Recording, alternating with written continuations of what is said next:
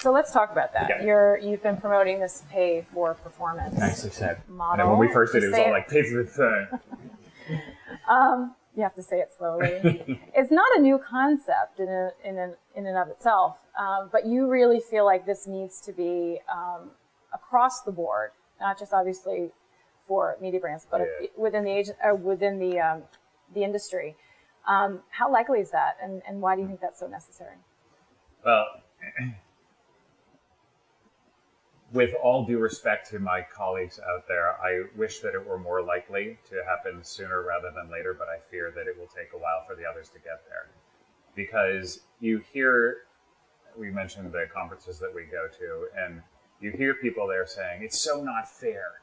We're getting disintermediated, we're getting commoditized, procurement is doing this and that to us. Okay, so what are you doing about it? Mm-hmm. You get commoditized if your product is a commodity, and you get paid less if you can't prove that you actually have any value. So what we did 2 years ago or so, we brought on McKinsey because we have been in the advertising business, though not in the media business, for our whole career. Mm-hmm. And I was really interested in how do investment banks work? How do hedge funds work? How do the kinds of businesses that more directly align what they do with their clients' business outcome, how do they get paid? Because they get paid more than we do. Yeah. And they don't seem to be commoditized in the same way. So we had an awesome engagement with McKinsey, and we learned from things that I never would have guessed to learn from, like, when you see highways being repaved, there are those things that strip the pavement off. Mm-hmm. The way that governments used to pay for those things changed really dramatically from basically an own to lease proposition application for us. So hedge funds, investment banks, drill bits. And it was, how do you better align what you do with what clients think matters most? Yeah. So the ways that we used to get paid, commission. Here's what's wrong with commission. I will make sure that I spend every dollar of my client's money I possibly can because I get paid based on that sum of money. Well, that's dumb. I don't get to do anything really efficient or effective. Efficient more than effective.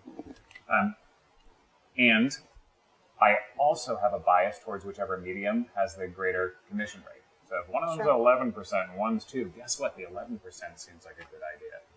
Or let's get paid based on an hourly basis, so a full-time equivalency, which means that our clients end up having to manage our business for us. Mm-hmm. And instead of having that really innovative person that comes from an industry outside of ours that can get to a better result, I need X% of an assistant media director or whatever, says client.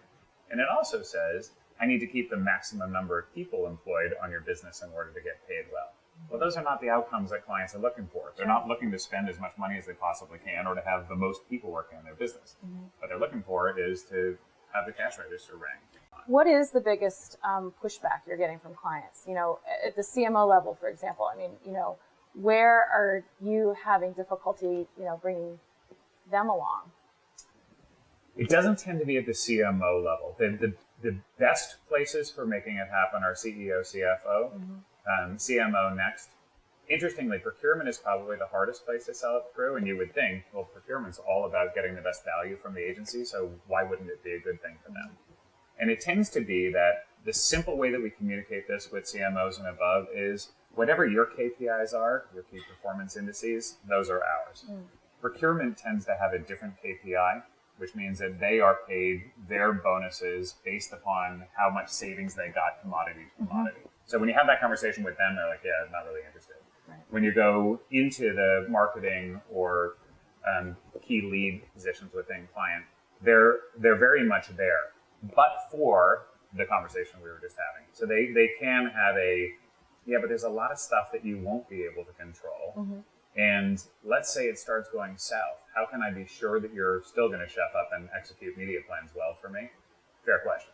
And what I always say back to them is, if your fear is that our people are going to run to another piece of business because yours isn't looking like it's going to be profitable, does that happen in your organization? Do your marketing people quit when numbers aren't looking good? No. Yeah. So if we are truly functioning as an extension of your marketing department, why would we?